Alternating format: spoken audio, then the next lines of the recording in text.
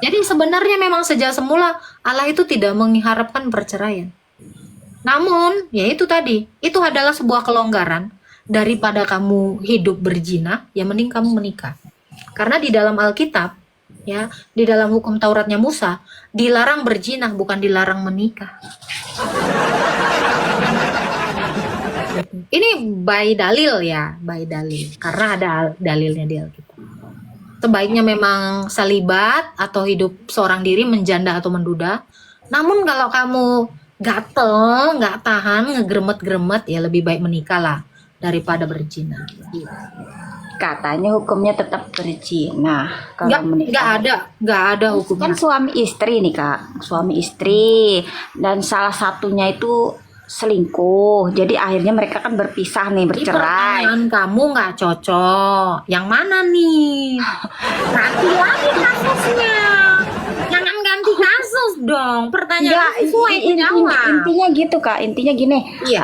suami istri ya kan, terus salah satunya ini ada yang selingkuh, terus akhirnya kan mereka berpisah. Nah, terus yang salah satunya itu terus gara-gara dia selingkuh tadi kan akhirnya menikah dengan selingkuhannya tadi itu katanya karena dia sudah Makanya ada yang menceraikan. namanya sakramen pengakuan dosa. Jika Nah, orang melakukan dosa, dia kan bisa bertobat, lalu menikah. Itu jalan. Itu ada dalilnya di dalam Alkitab. Jadi jangan seolah-olah dosa itu stuck di situ, dipaku di situ. Jangankan itu, semua, jangankan perjinahan. Menggunjing orang juga itu dosa. Nah, itu juga butuh pengakuan dosa dan diampuni. Itulah kenapa kita ke gereja itu melakukan yang namanya sakramen perjamuan kudus. Assalamualaikum warahmatullahi wabarakatuh. Berjumpa lagi dengan Detektif Jadid HMC ya. Channel akan membongkar segala macam tipu daya para polikardus penghujat penista agama Islam.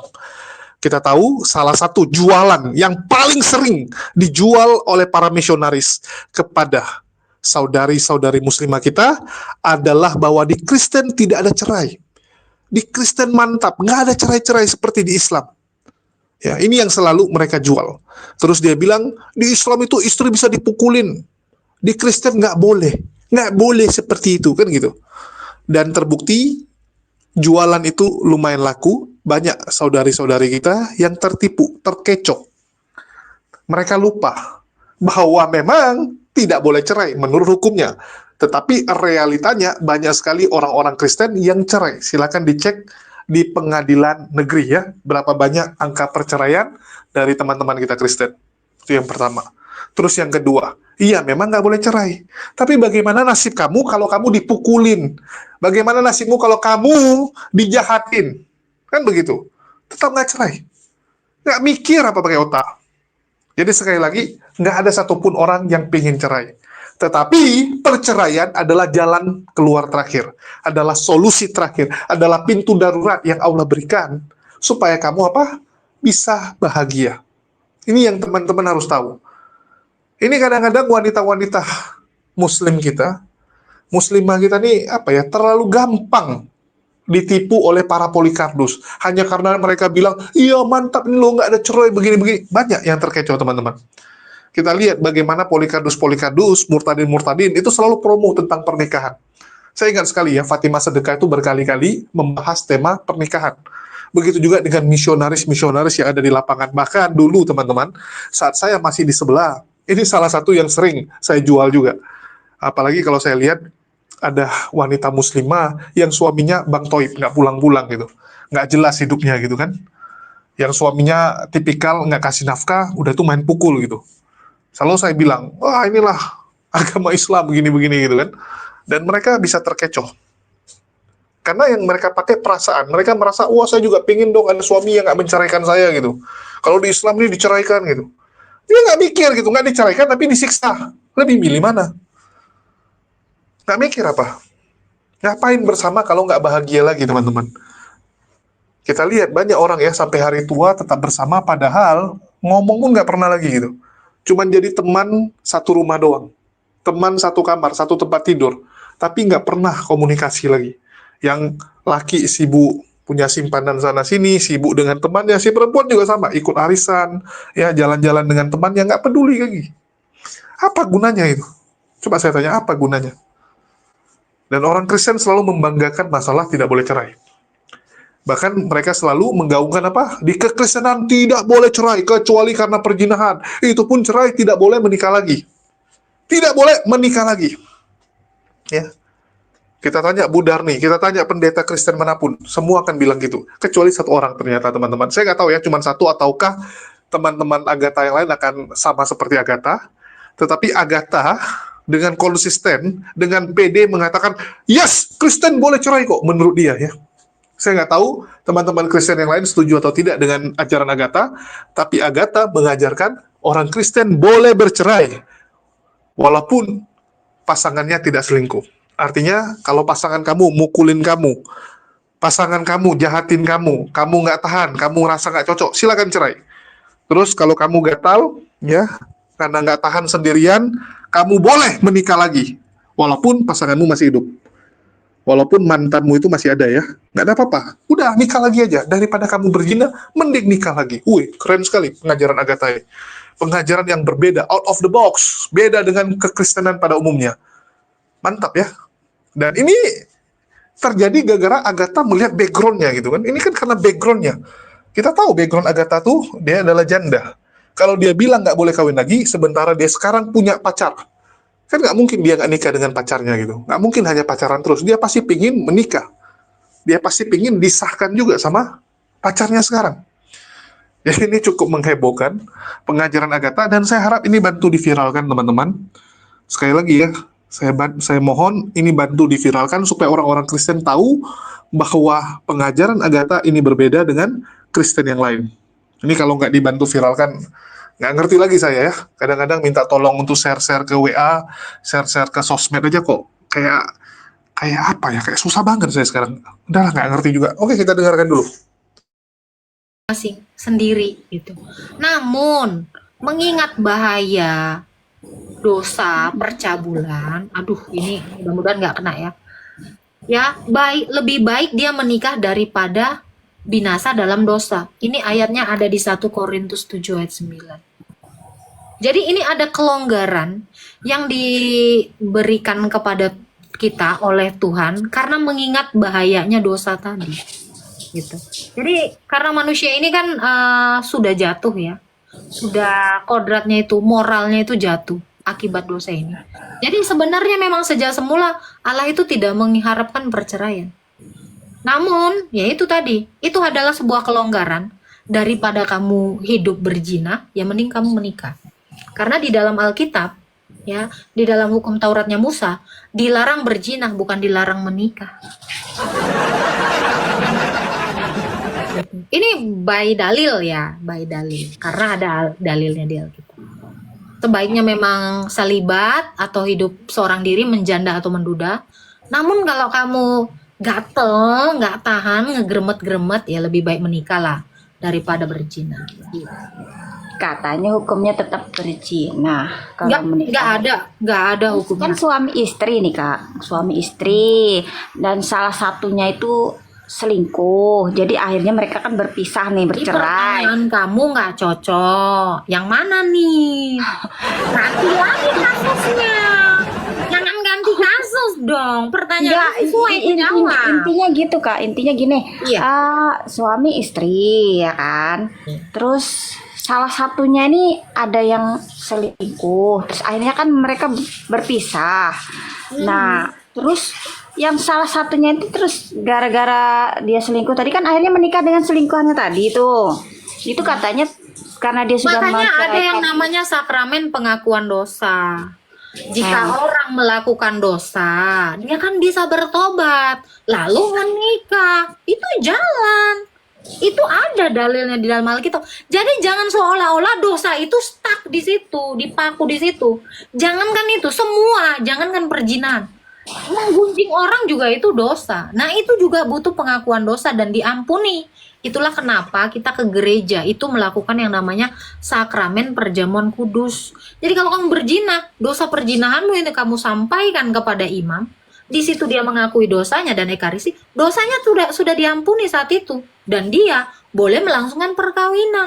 Ingat, Itu ada Boleh kan? caranya. Berarti boleh kan? Ya makanya mengakui dosa dan jangan berbuat lagi. Boleh menikah. Seperti itu. Tapi kalau menurut Alkitab tidak boleh menikah. Mana ini Alkitab Kalau- yang bilang. Oke, kalau kita baca menikah ya. lagi hukum Matius 18 ayat 15 sampai ke 18 dikatakan di situ. Jadi kalau kamu menemukan saudaramu Ini ada yang melakukan komen nih dosa, Kak, ada yang komen. Kalau kita nggak usah dengerin yang komen karena yang komen ini lagi belajar, ya. Ini dari Iya. Alkitab. Kita baca. Oke. Matius 18 ayat 15 sampai 18. Jika kamu menemukan saudaramu kedapatan berdosa, zina itu salah satu perbuatan dosa. Tegurlah dia empat mata, kalau tidak juga dia kembali kepadamu. Bawa perkara itu dengan dua saksi di hadapan imam jemaat di gereja itu. Kita boleh melakukannya itu di situ. Nah di situ dia melakukan sakramen pengakuan dosa. Makanya imam diberikan otoritas. Apa yang kamu ikat di surga, apa yang kamu ikat di bumi terikat di surga. Apa yang kamu lepas di bumi terlepas di surga. Ini sakramen pengakuan dosa. Ayat 18 itu dari Matius 18. Jadi baca Alkitabnya, jangan kau bikin aturan kacau. Perjinan itu semua dosa bisa diampuni sama Tuhan Yesus, kan tapi masih jangan berbuat belajar lagi. Kak. Makanya Enggak, yang tuh- di bawah ini maksudku, yang di bawah ini. Oh iya. Ya, jadi seperti itu. Ini menurut Alkitab, bukan menurut saya. Ah. Jadi dari pertanyaan Kak Hani tadi, kalau ada orang kedapatan berzina, ya dia diampuni dong. Apa? Dia mengaku dosa, diampuni. Dia bisa kembali lagi sama istrinya. Kan dosanya sudah diampuni. Ya dia kembali menjadi suami istri. Kalaupun dia memutuskan untuk bercerai, ya boleh. Begitu, tapi bagusnya Kemarin dia aku ada saling nanya bahas. juga tuh sama Bang Edis, katanya kalau kita hidup berumah tangga itu dipimpin oleh Roh Kudus tidak akan terjadi perceraian, kan gitu. Ya, yang mau bercerai juga siapa kan nggak ada, tapi kan Tidak namanya ada hidup itu dalam kan- pernikahan itu tidak ada Ya. perceraian. Cuman kan kita tahu tiap orang itu pasti memiliki dosa. Kalau memanglah perkawinan Kristen ini tidak ada mengalami dosa, untuk apa Yesus itu datang ke dunia? Karena betul. ada dosa kan. Jadi jangan sok suci deh di sini. daripada Kalau memang ini kan perkawinan itu daripada yang mereka dipenuhi, bentar ya. daripada Kalau memang perkawinan itu katanya dipenuhi roh Tuhan, maka akan suci. Untuk apa Yesus datang? Hah? Yesus datang itu untuk orang nggak benar, untuk orang berdosa. Jadi jangan sok-sokan, kita ini butuh pengampunan Yesus. Untuk itulah dia datang, karena setiap hari kita pasti melakukan dosa. Kita jangan sok-sok sesumbar ya. Pokoknya perkawinanku sampai mati nanti kayak langgeng ya bersih. sampai Alah. yang belum sampai tua sampai itu mati. kabur namanya. Tapi kalau tiap hari ibaratnya digebukin, ya siapa yang betah, siapa yang Nah, tahan kan nggak gitu boleh. bahasanya. Makanya seperti itu. Jadi kalau orang baca Alkitab nggak paham Alkitab ya memang gitu, ngajarinya aneh-aneh jadinya. Itu loh sayang. Ya, semoga perkawinan Kak Hani ini langgeng lah ya. Banyak-banyak memaafkan, mengampuni lah di dalam perkawinan. Sabar-sabar. Ya, makasih atas Sama. penjelasannya Kak. Tuhan memberkati Bu Hani, sehat selalu ya. Amin, terima kasih. Semoga istiqomah di dalam. Iya, luar biasa sekali ya pengajaran Agatha ini teman-teman. Dan tentu saja pengajaran dia ini berbeda dengan Kristen-Kristen yang lain. Dan saya sudah tampilkan ya, kalau di konten yang lain, di Jadid HMC saya sudah tampilkan bahwa pengajaran dia ini berbeda dari Kristen yang lain. Berbeda dengan pendeta-pendeta dan sebagainya. Tapi kali ini kita akan dengar dulu, sebenarnya Kristen ini dari mana sih tradisi pernikahannya? Apakah memang itu diajarkan oleh kekristenan? Karena setahu kita Yesus saja tidak mengajarkan nikah. Tidak ada ajaran Yesus tentang pernikahan. Karena Yesus nggak menikah. Begitu juga dengan rasulnya, yaitu Paulus. Ya sekali lagi ini Yesus yang kedua ya. Bukan Yesus anak Maria, tapi Yesus kedua. Terus juga Paulus sebagai rasulnya, itu nggak mengajarkan nikah karena dia juga nggak nikah. Tapi ada yang bilang dia duda. Ya, ada yang bilang dia duda sebenarnya. Paulus itu udah pernah menikah. Kalau nggak mungkin dia bisa jadi murid Gamaliel. Karena dia mau jadi rabi kan. Seorang rabi nggak mungkin nggak menikah. Apalagi usia Paulus sudah lumayan tua saat dia pindah jadi otet. pindah ataupun menjadi pendiri agama Kristen. Nah, jadi banyak versi, tapi sekali lagi sebenarnya dari mana sih ajaran Kristen tentang pernikahan, ya tentang ada kuenya gitu kan, itu semua dari mana? Ternyata itu semua dari pagan, teman-teman. Ini yang kalian harus tahu ya. Kalian harus tahu dulu bahwa ajaran Kristen tentang hal itu semua ya dari pagan sebenarnya, teman-teman. Mereka mengutip ajarannya pagan. Karena ya ada yang bilang mereka super pagan gitu kan. Super pagan. Terus sebenarnya dari mana sih ajaran begituan? Nah, ini yang perlu teman-teman tahu, dan kita akan belajar ya, belajar tentang sejarah pernikahan di dalam kekristenan. Ya, kita akan belajar sama-sama. Semoga ini jadi ilmu terutama bagi teman-teman Kristen supaya kalian tahu dari mana asal-usul tradisi-tradisi yang ada di kekristenan saat ini. Oke, kita dengarkan.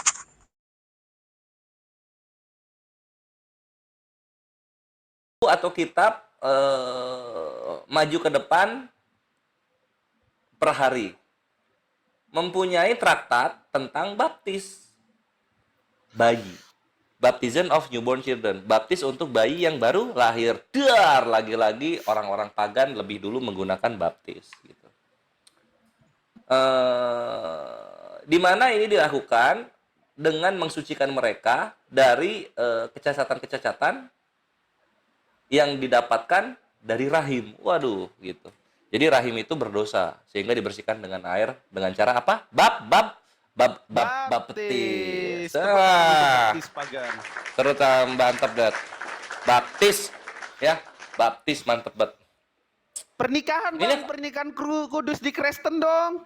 Oke, pernikahan kudus. Nah, ini baptis nih yang pertama nih. Berikutnya ada lagi nih. Ada lagi nih ya.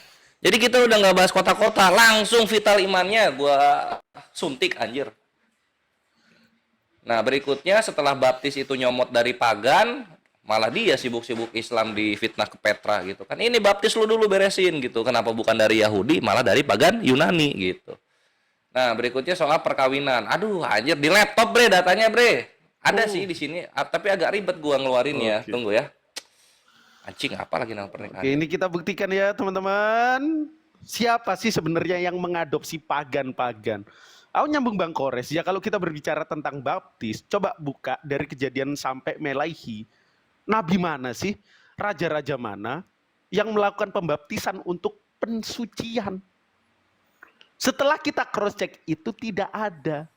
Lantas baptis ini berasal dari mana? Terus sebelum Bang Kores masuk, aku mau nyambung tentang kisah hidup Yesus. Ada dalam bukunya Bart Ehrman, judulnya di Jesus Exists. Dia menceritakan ada seorang lahir yang secara mukjizat dan mulia dari seorang perawan. Terus hidupnya diabadikan untuk mengabarkan kerajaan Tuhan. Lalu dia pergi mencari murid-muridnya. Dan para pengikutnya digambarkan dengan domba. Bart Ehrman tanya nih kepada muridnya waktu mengajar. Kalian tahu siapa sosok tersebut? Muridnya jawab teman-teman. Oh itu Yesus Prof. Itu Yesus. Terus jawaban Bart Ehrman apa? Anda kena prank. Ternyata cerita itu adalah cerita Apollonius of Tyana. Seorang filsuf pagan dari Turki yang hidupnya lebih dulu 10 tahun daripada Yesus. Yang ceritanya sama, hampir sama. Bahkan di akhir hidupnya dia mendatangi kekaisaran Romawi dan dihukum oleh kerajaan Romawi. Itu bukan Yesus, itu Apollonius of Tyana, orang pagan. Tetapi kenapa ceritanya kok sama dengan Yesus? Yang hidupnya Apollonius of Tyana lebih dulu 10 tahun daripada Yesus. Tepuk tangan untuk pagan.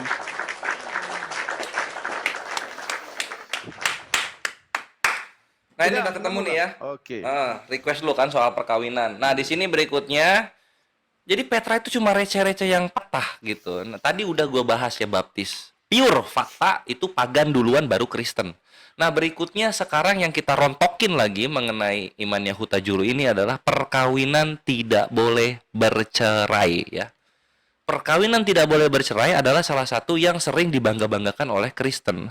Cuman mereka lupa mereka itu perkawinan nggak boleh bercerai yang duluan pakai siapa gitu. Apakah memang Kristen datang pure dengan itu atau pagan-pagan lagi yang duluan seperti itu?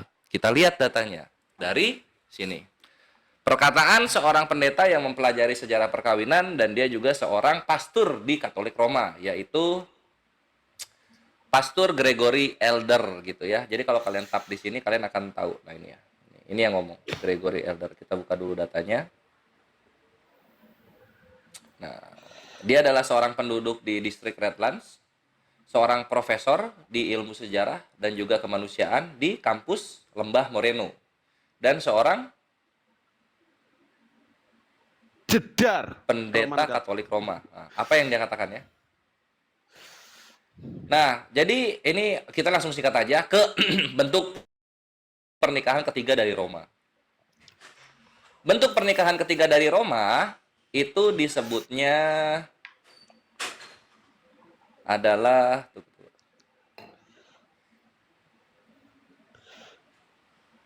nah ini.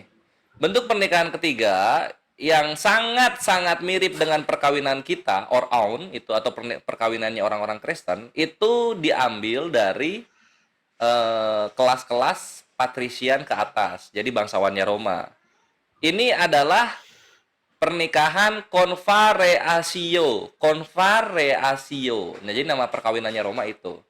Yang dimana dikatakan sangatlah kudus. Bentuk ini beberapa ritual yang di atas, yang di perkawinan pertama dan kedua, itu semuanya dipakai. Dan beberapa hal ditambahkan. Salah satunya adalah cincin besi. Nah, jadi kalau kawin pakai cincin itu pagan, ikhwan. Kalau ini ilmu sudah nyampe kepada kalian, jangan dipakai lagi itu cincin, gitu. Apalagi cincin itu yang menyimbolkan sebuah kesetiaan. Sebuah ikatan, kesetiaan. Nggak ada. Ini. Kecuali lu akadkan itu cincin sebagai mahar atau sebagai hadiah bagi ceweknya ya. Bukan sebuah kewajiban gitu. Nah, ini kalau ini kewajiban ini cincinnya. Di mana mempelai laki-laki mempersembahkannya kepada mempelai wanita. Itu yang pertama. Lalu yang kedua adalah kue pernikahan. Dar, anjir. Tadi ada yang bahas-bahas Dewa Jupiter ya. Nanti lu lihat di sini. Yang dimana si pasangan itu berbagi. Jadi kalau kalian lihat kawin gitu ya, ada orang potong kue pernikahan, buang itu fotonya karena itu pagan ya. Itu pagan gitu. Nah, di sini pernikahan convaresio itu adalah pernikahan dengan roti, yang dimana artinya roti manis. Si roti ini kemudian akan dipersembahkan dengan doa-doa kepada siapa? Dewa Jupiter. Selamat datang di kebenaran. Anjir. Dan dia bilang di sini apa? Nah, di sini dibilang apa dia? Nah, di sini ya. Jadi pernikahannya Roma Yunani itu sangat diwakilkan oleh perkawinannya kita. Kita ini orang Kristen gitu. Nah, cuman yang Kristen nggak tahu, perkawinan ada potong kuenya itu dipersembahkan untuk Tuhan Jupiter ini. Aduh, anjing pedih datanya gua memang, bre. Tapi ini masih belum berdarah-darah, bre. Karena belum sampai ke poin yang gua utarakan di awal. Lanjut ya. Cincin dan kue yang ada di hari-hari ini, ketika gua melihat pasangan pernikahan itu bersusah payah untuk membuat cincinnya masuk ke jari manisnya mempelai wanita, gue berpikir, seenggaknya sekarang emas gitu, bukan besi. Kalau besi bakal sakit, gitu dia bilang. Nah, bentuk pernikahan ketiga ini adalah satu-satunya yang mengharuskan ada siapa? Ada siapa? Waduh. Pendeta. Harus ada pendetanya. Sekarang kita tanya kawan-kawan Kristen, bisa nggak lu kawin nggak ada pendetanya? Bisa Ada nggak? komen gini bang, tapi lu kira Yesus ngajarin barang siapa menyerupai suatu kaum res? Ya nggak apa-apa, walaupun Yesus nggak ngajarin kayak gitu, tetap aja kan kita tahu ternyata kawin yang dipakai oleh kawan-kawan Kristen sesuai kata pastor dan profesor ini nyontek dari Pagan. pernikahannya pagan gitu loh. Jadi ngapain lu bahas Petra kalau ternyata Roma Yunani lebih cocok sama lu gitu kawanku. Lanjut ya. Nah, karena Pontifex Maximus atau pendeta paling tinggi di negara Roma harus hadir.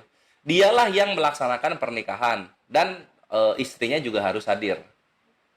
ketika kalau kelas plebeian, ini kelas warga negara kedua lah ya yang kaya, kelas plebeian kawin harus ada beberapa saksi. Kalau aristokrasi wedding atau pernikahan yang kita bahas sekarang itu harus ada 10 saksi. Nah, ini nih yang gue bahas nih ya, perhatikan. Ini adalah satu-satunya pernikahan yang secara legal tidak boleh dipisahkan. Dar, selamat datang di kebenaran. Pagan Roma yang duluan kawin nggak boleh cerai. Blok. Cing. Tepet anjing. Gitu. Jadi lu jangan bahas-bahas kiblat kami kalau ternyata baptis dan kawin lu itu nyontek punya pagan gitu. Nah, sekarang pertanyaan gua gini. Kalau di Islam itu ya, ketika menikah atau ketika kita melakukan sebuah ibadah itu punya pagan, maka kita jatuhnya murtad. Nah, kalau di Kristen itu gimana konsepnya? Ketika baptis punya pagan, kawinnya punya pagan gitu. Kan nggak apa-apa, karena Yesus nggak mengajari barang siapa menyerupai suatu kaum, maka dia akan tergolong kaum tersebut. Oh, kalau gitu udah cocok berarti. Semua elemen agama Kristen ngambil dari pagan, karena itu nggak apa-apa. Itulah kenapa gua Muslim, Bre. Karena Muslim itu kudus dari ajaran pagan. Muslim itu independen, ajarannya, hukumnya datang dari Tuhan semesta alam, Allah Subhanahu wa Ta'ala. Kita nggak perlu pagan untuk menjalankan kehidupan kita. Mantap, betul.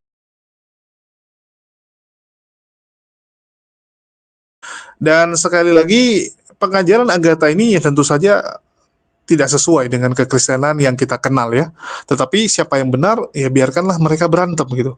Apakah Agatha yang benar atau orang Kristen yang lain yang benar? Saya juga bingung gitu, karena setahu saya memang nggak ada standar. Itulah kenapa bisa menafsirkan seenak jidat mereka. Beda dengan Islam, kalian mau nanya manapun, ya sama. Boleh nggak cerai di Islam? Semua akan sama jawabannya. Kalian mau nanya ustadz manapun, pasti sama. Ya, kalau mereka ini kan nggak. Coba kita lihat, setiap dari mereka itu boleh menafsirkan. Saya nggak tahu apakah denom baru akan dibentuk oleh Agatha gitu kan. Nanti mungkin Agatha akan bikin denom sendiri, di mana di denom dia boleh kok cerai gitu. Kalau nggak cocok, cerai gitu. Saya akan kasih orang ini cerai gitu. Dia akan memperbolehkan gerejanya menceraikan orang dan menikah lagi. Karena setahu saya, banyak ya gereja itu menolak pemberkatan nikah kalau orang ini adalah pasangan yang pernah cerai gitu. Misalnya si suami udah cerai dan istrinya masih hidup, dulu mereka sama-sama jemaat di gereja ini, ya tiba-tiba si suami mau nikah lagi, gereja tuh tidak mau memberkati pernikahan kedua. Ya, biasanya seperti itu. Saya nggak tahu adakah gereja yang berkati, bisa jadi ada gitu kan. Ya, ataupun biasanya mereka dengan cara menipu gitu. Mereka pindah ke gereja lain, minta didoakan di gereja yang baru gitu. Ditanya, "Oh, kamu sudah pernah menikah?" Nggak pernah gitu kan. Ada yang seperti itu, ya. Setahu saya sih banyak kan nggak kasih, karena kan mempermalukan gitu gerejanya. Masa berkati pasangan yang nikah kedua kali gitu. Padahal gerejanya selalu mengajarkan tidak boleh cerai gitu kan. Nah, jadi mungkin Agatha akan jadi pelopor nih, selain Elia Miron ya. Nah, mungkin mereka akan membuat denom baru. Saya nggak tahu apakah Agatha dan Elia akan bekerja sama, karena mereka ini teman baik ya. Agatha sama Elia teman baik, tapi kan di satu sisi pengajaran mereka beda. Yang satu ortodoks, yang satu bukan ya. Walaupun Elia kadang-kadang, entah kenapa ya, belakangan ini saya lihat dia condong ke ortodoks. Dia sering sekali membawa salibnya ortodoks juga. Elia itu sering teman-teman bawa salibnya salib ortodoks, bukan salib Trinitas, bukan salib Protestan gitu, ataupun Katolik. Tapi dia diundang di gereja-gereja yang Protestan. Tapi saya lihat dia mungkin lebih condong ke ortodoks, karena dia kan teman baiknya Agatha sama Edwin ya. Dua ini kan sama, dan pengajaran Agatha tuh sering kita dapati mirip dengan pengajarannya Edwin gitu. Sama Agatha juga, yaitu mereka tidak setuju nama Yod-Heh-Vav-Veh atau Yahweh. Ya, kita tahu Agatha dulu pernah hina Yahweh juga kan. Dia bilang, Yahweh-Vav-Veh, kayak obat nyamuk dia bilang. Nah, itu kan sempat viral ya. Dan Elia Miron juga rupanya sama gitu. Saya nggak tahu Elia Miron ini sama dengan mereka nggak, tapi setahu saya sekarang belum diikralkan, mungkin belum disampaikan secara luas. Tapi bisa jadi mereka akan mendirikan satu denom baru gitu kan. Ya, kalau mereka mau, mereka bisa bersatu dirikan denom baru, di mana kekristenan denom baru ini mungkin yang pertama melegalkan pernikahan sejenis gitu. Wah, kan gitu. Bisa laku kan? Gereja pertama yang memperbolehkan pernikahan lagi rame. Pasangan-pasangan lagi akan nikah di situ. Terus kedua, Gereja kami memperbolehkan cerai. Kamu mau cerai, kita ceraikan. Mau nikah lagi, kita berkati. Wah, rame lagi ya. Wah, bisa keren nih. Denominasi baru yang dibuat oleh Agatha. Boleh juga ini, boleh juga ya. Jadi satu denom baru nih. Karena Agathanya terkenal, Elia Mironnya terkenal. Saya jamin nih, kalau mereka buat denom baru seperti itu, akan jadi salah satu denom besar di Indonesia. Apalagi yang dijual seperti itu. Yang ngomong terkenal, pendirinya terkenal, ajarannya luar biasa, banyak pendukung. Ya, karena survei membuktikan bahwa LGBT itu lagi banyak di Indonesia. Kita nggak pungkiri lagi banyak. Dan sekali lagi itu bukan hanya Kristen tentunya, yang KTP Islam juga banyak. Jadi ini bisa jadi angin segar bagi denom baru yang didirikan mereka. Ya kalian bisa bayangkan berapa banyak orang akan murtad secara KTP ya, bukan secara iman. Karena orang yang LGBT udah murtad imannya. Di Islam tuh udah jelas, kalau ada yang lagi BT itu udah murtad sebenarnya. Imannya tuh udah agak benar. Kan gitu. Nah, tinggal KTP-nya yang belum. Nah, ini kalau mereka legalkan mungkin sekalian gitu kan, yang muslim-muslim punya lagi BT, itu pindah semua ke denom barunya si Elia Miron dan Agatha. Oh, itu bakal banyak teman-teman. Bakal banyak. Gereja mereka tuh akan kepenuhan. Mereka akan kebanjiran jiwa-jiwa gitu kan. Karena bukan hanya dari Kristen, tapi dari agama lain juga. Belum lagi yang selama ini mau cerai nggak bisa gitu kan. Mau nikah lagi nggak bisa. Masih tertanam di denom-denom mereka. Wah, pindah semua ke denom baru ini. Wah, mantap, mantap, mantap ini. Ini akan jadi bisnis yang bagus buat kedua orang ini. Apalagi ada si Edwin ya. Mereka tiga mungkin jadi trinitas berikutnya kan. Elia Miron, Edwin, Agatha adalah trinitas berikutnya. Bisa juga. Bikin lambangnya mereka tiga gitu kan. Jadi denomnya lambangnya mereka tiga gitu. Atas, bawah, dua gitu kan. Edwin di atas, kiri kanan, bawah Agatha dan Elia Miron. Bisa juga gitu. Keren, keren, keren. Dan ya segerakan. Kita akan dukung. Kalau mereka udah buat, saya bantu promo lah. Ya, saya bantu promo, bukan bantu masuk ya. Nggak mungkin kita masuk ke ajaran seperti itu. Tapi kita akan bantu perkenalkan di dunia maya ini. Biar orang-orang Kristen banyak yang pindah ke sebelah. Oke, mungkin itu aja dari saya. Dan sebagai penutup kita akan putarkan pernyataan dari pendeta-pendeta lain mengenai cerai ini. Dan juga nikah lagi ya. Apakah mereka setuju dengan Elia Miron atau tidak, kita dengarkan. Dan sebagai penutup, itu aja. Makasih buat semuanya. Di akhir kata saya ucapkan, wassalamualaikum warahmatullahi wabarakatuh. Sampai jumpa di konten-konten kita berikutnya.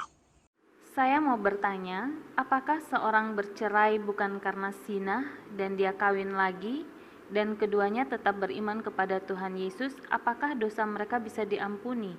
Ataukah dosa yang sudah tidak bisa diampuni dan tidak selamat? Ya, kalau orang cerai bukan karena zina, lalu dia kawin lagi, yaitu perzinahan.